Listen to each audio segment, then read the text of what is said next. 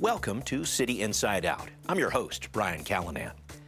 Democrats in Olympia are pushing a bill they say will prevent fraud and big money from influencing our state's initiative process. But opponents say the measure would simply make it more difficult for average people to exercise their right to get a measure in front of voters. We believe this bill is about integrity. Supporters of Senate Bill 5973 want to change Washington State's initiative process, stopping the practice of paying canvassers on a per-signature basis and trying to keep big money interests from buying their way onto your ballot. The way the initiative system in Washington State is currently set up allows millionaires and billionaires to prey on working people. Thank you guys for coming out. The measure would make it tougher for multimillionaire Brian Heywood to file initiatives, as he's done over the past 3 years to push back on majority Democrats. But in addition, I'm against 5973. Current and past secretaries of state say 5973's new requirement of providing 1,000 signatures up front to prove voter interest would burden anyone trying to file an initiative or referendum. What they say amounts to voter suppression. Is an attempt to make it even more difficult for citizens to participate in the government process. If 5973 passes, how would it affect voters statewide? Even great systems have room for improvement. Our panelists weigh in. This is a solution in search of a problem. Is 5973 a necessary reform or an initiative killer? That's next on City Inside Out.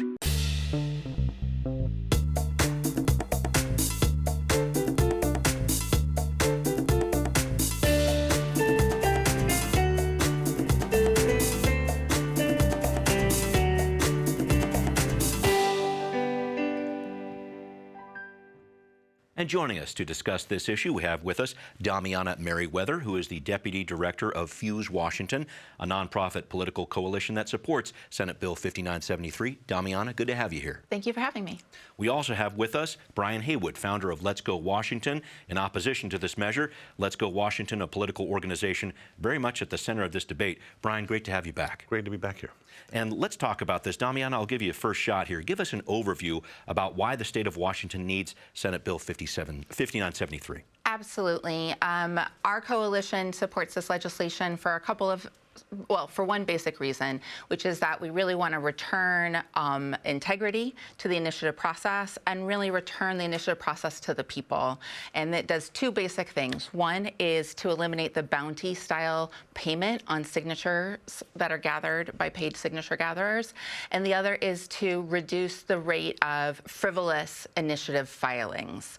We want everyone who has real business and wants to bring that before the public to be able to get on the ballot. But right now, we believe the process is being manipulated in a way that is actually hindering that. Okay, thank you for that. Brian, give us an overview about why you oppose this measure. This is a solution in search of a problem. Secretary of State Hobbs, not a fan of Let's Go Washington, came out and testified strongly against this, saying that they already have a very solid verification process. There is no fraud. In fact, when I looked up fraud during the testimony, one of the SEIU speakers on union it said, folks, one of the union people said, public union people said, hey, we know that the fraud can occur because we got caught doing fraud. And so I was like, oh, what fraud did they get caught doing? And I looked it up, and it was one of their paid-by-the-hour signature gatherers that was convicted of 19 counts of fraud. And there's been no allegation whatsoever that anything that we've done or anything that's happened in recent memory has involved any fraud. We had one of the highest verification rates recently. So I really think this is looking to put hurdles in place so that it makes it more difficult to run an initiative. Okay. Can I put a pin in that fraud question just for a second? It's an important one. It's and very I know important, you have an important point there, but I do want to break down some of these different pieces. Sure. And let me run the train here for a second. I just want to talk about some of the things 5973 would actually do if it's passed. So Brian, I'll start with you here. So there would be a ban on paying signature gatherers, I should say, on a per signature basis. These are the people who help qualify an initiative for a ballot there. You've got Senate Democrats saying if you're paying by the signature, that really incentivizes fraud.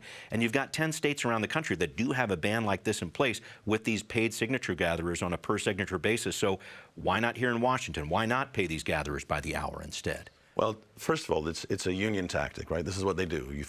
You get people paid by the hour, and then you unionize them, and then you do training required. I can see the bills that are going to come down this in the next 3 years. Training that can only be done by a union representative, and so it's a way for the union to take control of the process. Number two, the fraud that happened here was paid by the hour, not paid by the signature.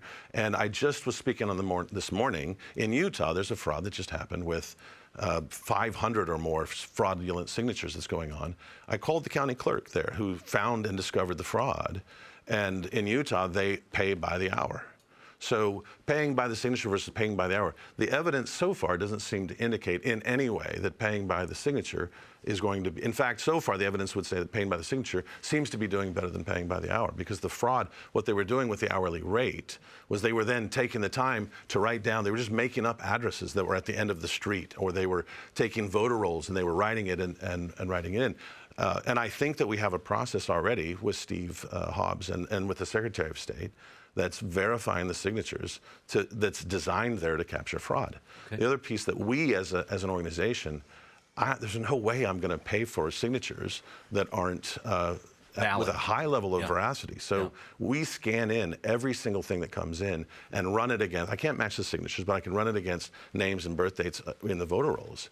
So there's a huge incentive for me to not pay for fraud if I'm paying for it. Okay, got it. Damiana, just some response here to this whole concept of fraud. Well, in addition to the examples that are provided in the supporting information for the bill itself, in which there have been documented cases of fraud that were directly linked to paid by the signature in Washington State.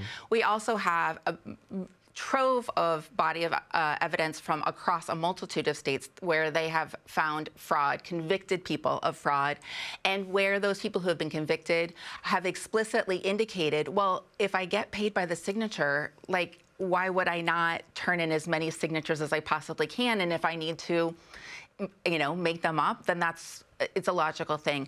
Let me use a real life example to give a context for it. So in 2024, Mr. Heywood's organization, Let's Go Washington, circulated 6 initiatives at the same time, right? So they would send their circulators out, not with 1, but with 6. Now, if I'm getting paid $5 per signature, and I can get someone to sign all 6 of them, that one signature is now worth $30 to me.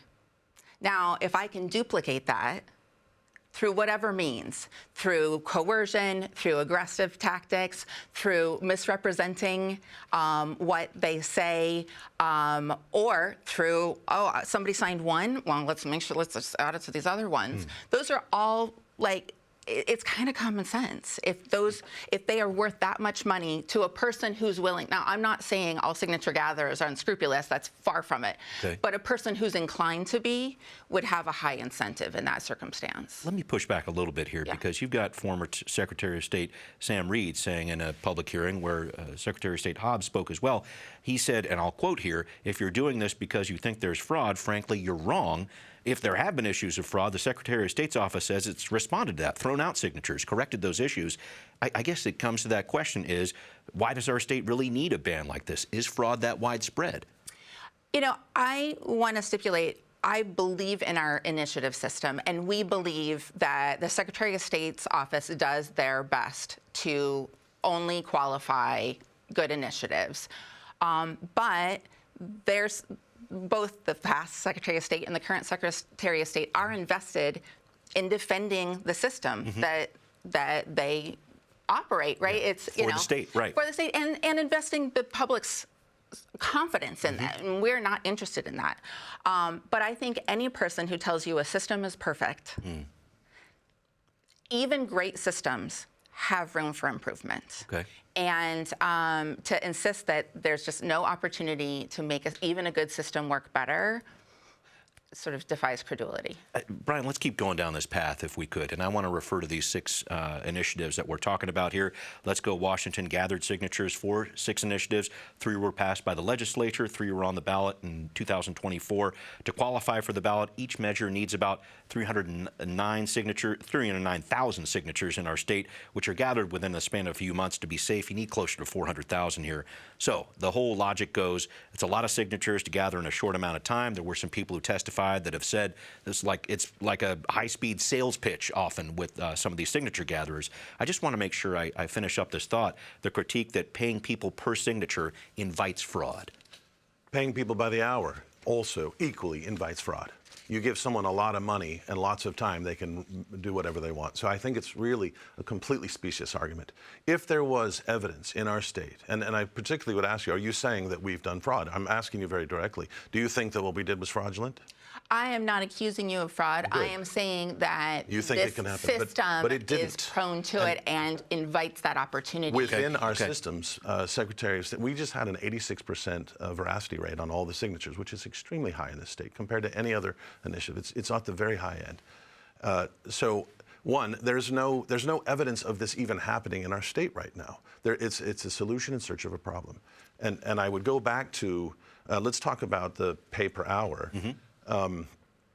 If you've ever worked on a job where there's union, right? What's the thing? I was told, I was on a construction job when I was a kid, and I was told I was just working hard because my dad said you work hard. And when I did, the union guys all said, stop, you're going way too fast. You're going to cause us all problems. Okay. And that in the initiative, in the signature, when you're getting paid by the hour, there's a zero incentive to do it. And I think that's part of the process here. We're in a blue state where one party controls it, and in a red state, the Republicans in Idaho are trying to shut down the initiative process. In this blue state, where the Democrats have complete control, they're trying to shut down the initiative process. And part of that would be to make it so that you're way less efficient, and certainly paying by hour is a great way to dramatically drop the productivity. One last point on this, Damiana. Yes, you had something you wanted to add?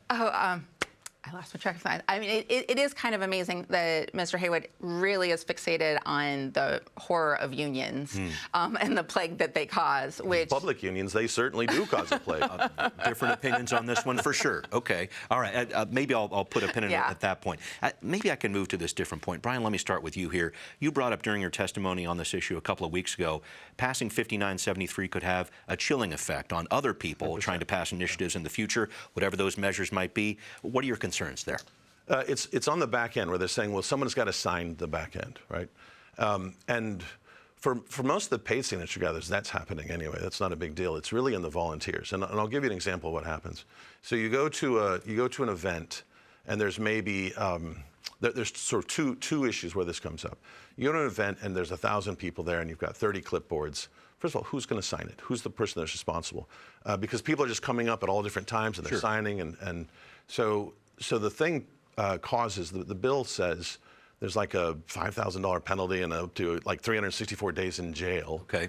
And the person on the back has to verify that everything is correct on the front end. So who's going to be the one that does that when you've got chain of custody? Is almost impossible in one of those events to corral. So are you going to be the one that says, oh, I'll sign when I don't know every single thing that's on there? When we already have a process in place with the Secretary of State to verify things, I'm going to scan them in myself. So if I went to an event and everything was wrong, I'm not going to turn them in because it doesn't do me any good.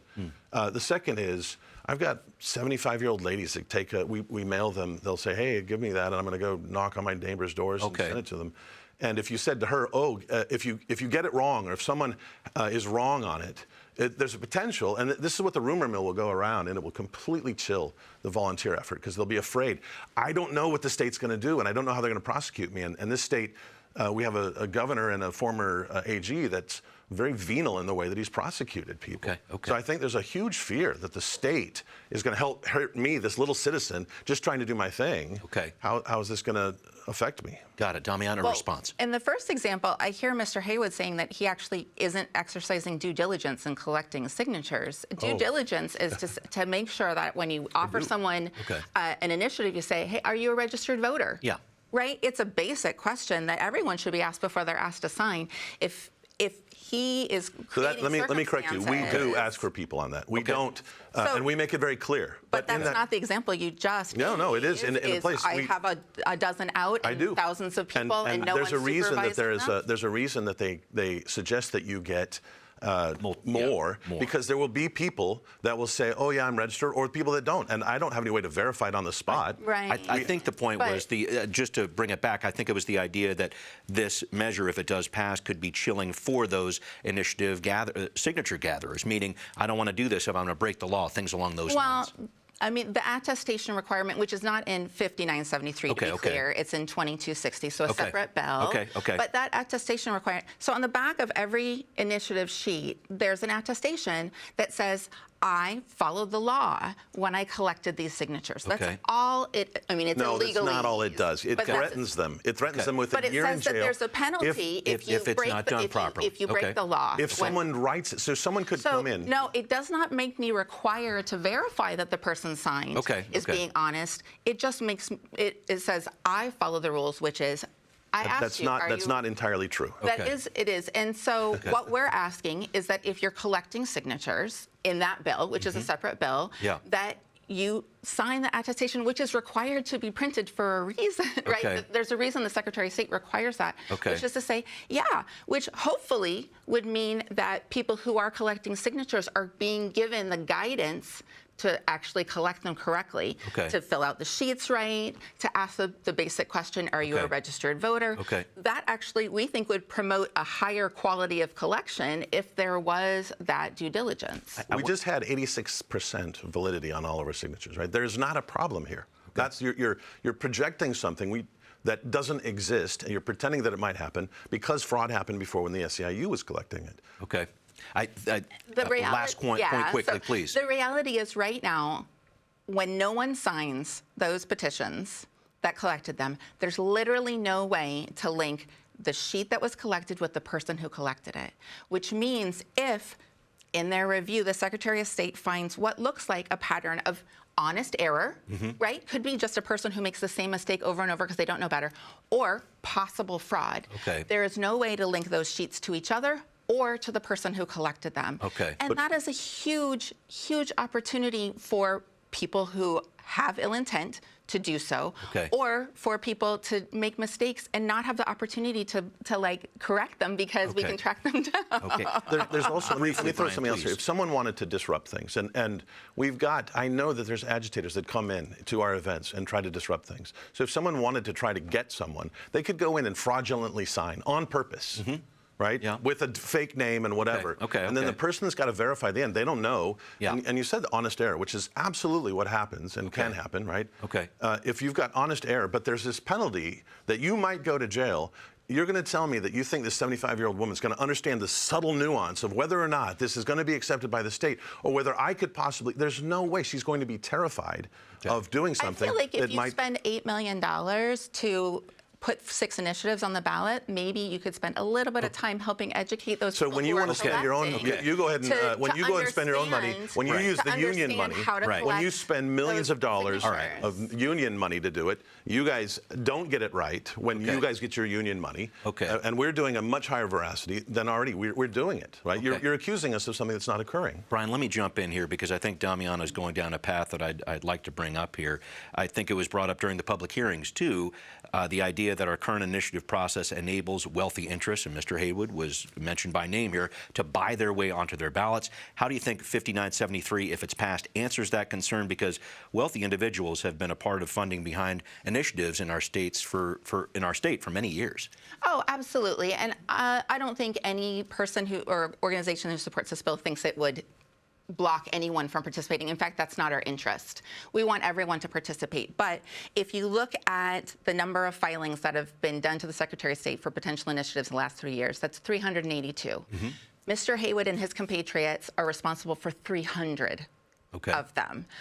To me, that does not say that the initiative process is really empowering the general public. It says that it's being used by a very select group to advance their own agendas, regardless of whether or not those are really representative of the broad public. I think people want to see things on their ballot that really belong there, not that represent a very specific ideological agenda that is bankrolled by a small group of people. I think your logic is completely discombobulated, because you said this 300 number. I don't know where you came up with that, because you said all of Secretary of State. Well, but you said our compatriots. I don't know who you're including in that, but the only ones that go on the ballot are a very select few, right? Already we've got an Attorney General's office that gets to write the ballot title.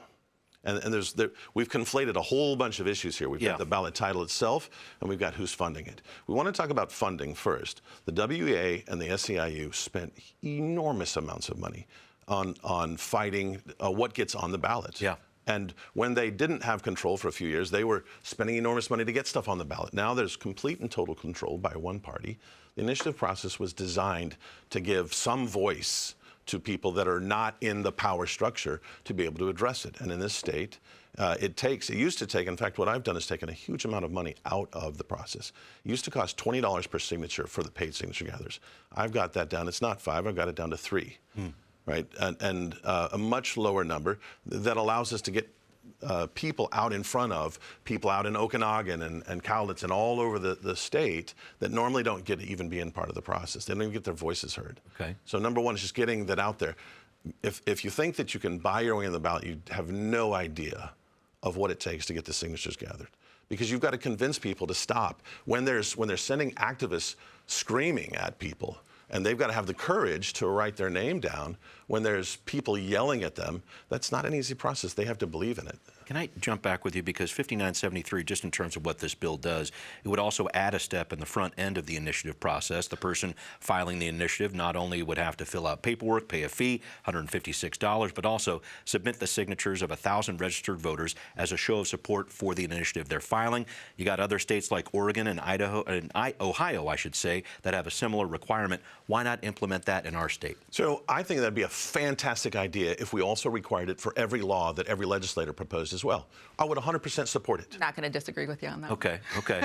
If we would do that, because I think there's like 3,000 bills to get filed. Right. And that's way more than what goes on in the initiatives. Might slow down our representative form of government. But I hear I'm what all you're saying. for slowing it down. Okay. Do less faster would be.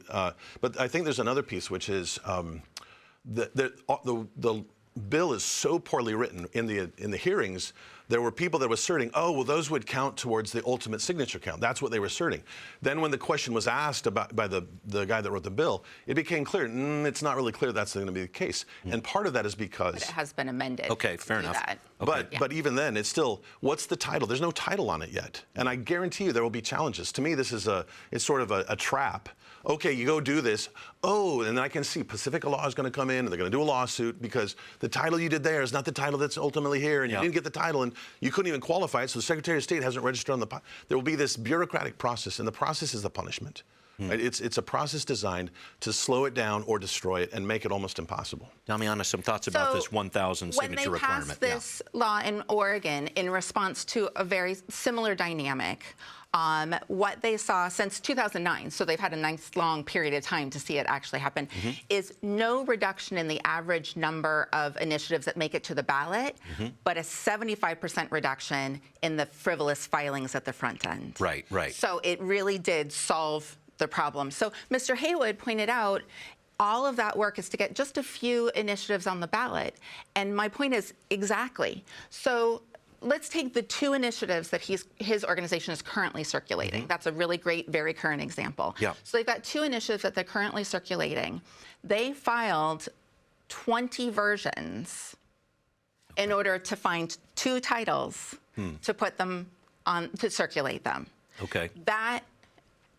That's frivolous use of public resources. Why? Explain why that's frivolous. Okay. Why do you need to file this? Why is it a frivolous? Why do you need? Why is it frivolous? Well, because each one of those that you filed, which are substantially the same to each other, then each require the Attorney General's office to do a full review and draft a full independent title that's different than all the other titles. And so the trick here is you file a bunch of things that are substantially the same with minor differences. So then you get a menu of titles to choose from, and you choose the one that you've polled and is going to be the most favorable to your position. I can give you 30 seconds here, Brian. Please, I want to make sure the Attorney General has the full authority to write whatever the heck they want. They can, and the Attorney General comes out afterwards and says, we don't support this initiative. So we have someone that's opposed to the initiative that's writing the titles. That is a completely unfair process. So if we, and also, secondly, we're doing different versions because there's different legal ideas and different ways to attack it. To attack the law. There's not always a straightforward way. And then third, what happened to us this last year was particularly interesting because the code revisers usually are very unpartisan and they take care of the bill right away. But on the Parents' Rights Initiative, they didn't file the revised code clear until almost August, We had to go at it 3 or 4 different ways because they were changing the code as we were trying to get it. So anything that we submitted, if the code's not solidified and we submit an initiative and then it changes, then this initiative is no longer valid. I can't even collect signatures on it. There's a whole game that's playing, and you pretend like it's not, but the legislative bureaucracy behind it is playing a game to make it difficult and hard to file. So you have to fight back. Thank you. I appreciate all this. We do need to wrap up. Damiana, if you could, what do you want lawmakers to be considering as they're looking at Senate Bill 5973? We need to return the initiative process to the people so that it actually gives regular folks and grassroots movements the opportunity to put issues of shared value and importance on the ballot.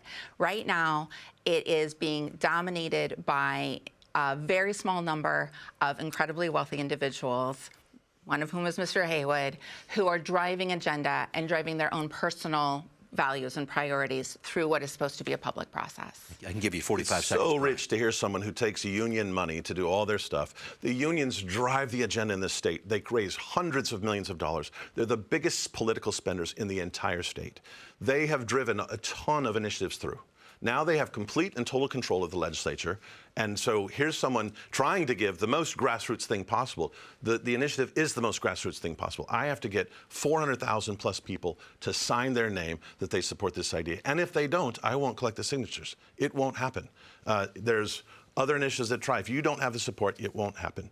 So I think that the legislature is trying desperately to solve a problem that doesn't exist, and they're wasting everybody's time. And they're doing this instead of even looking at the initiatives. To me, it's like example A.